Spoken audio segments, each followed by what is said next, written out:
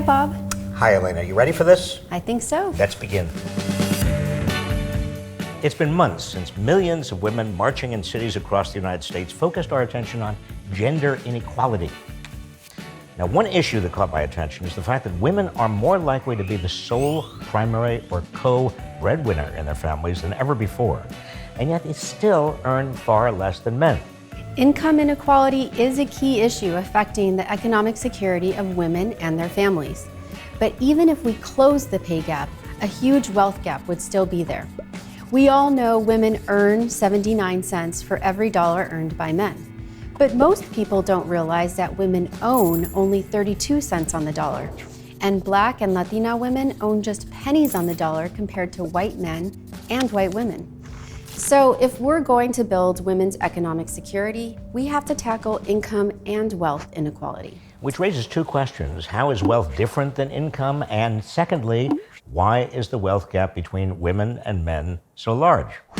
Wealth is a much more accurate picture of how you're doing financially. It's a balance of assets minus debts. Several factors contribute to the women's wealth gap. To name a few, women make less than men, so we're less able to save.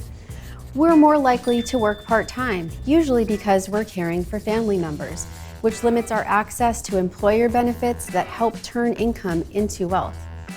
We often can't access tax subsidies that encourage savings and investment for retirement or home ownership because of the way they're structured.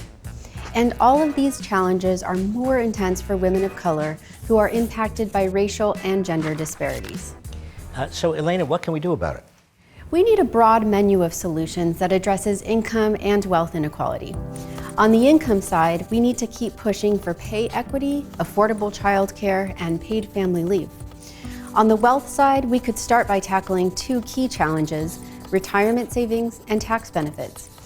First, we need to support new strategies to expand women's access to retirement accounts, like state programs, Secure Choice here in California, for example, that enables smaller employers to offer their workers access to accounts. And this includes portable benefits tied to individuals and not employers. So independent contractors, domestic workers, and Lyft drivers could access them.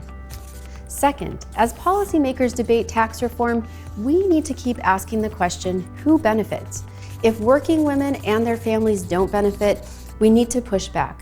For example, 2/3 of households, many of those led by working women, don't itemize their taxes, so they don't benefit from deductions like the home mortgage tax deduction. Working families and households led by women are much more likely to benefit from tax credits, especially if they're refundable. So expanding the earned income tax credit and the child tax credit should be key priorities for women. These strategies support everyone, but they would really benefit low-income women and women of color who are most affected by the women's wealth gap. So closing the women's wealth gap is good for families, communities, and the national economy. It gives families the cushion they need to weather a financial crisis. It helps them save and invest in their communities. And all of this contributes to a strong economy. In short, we all benefit.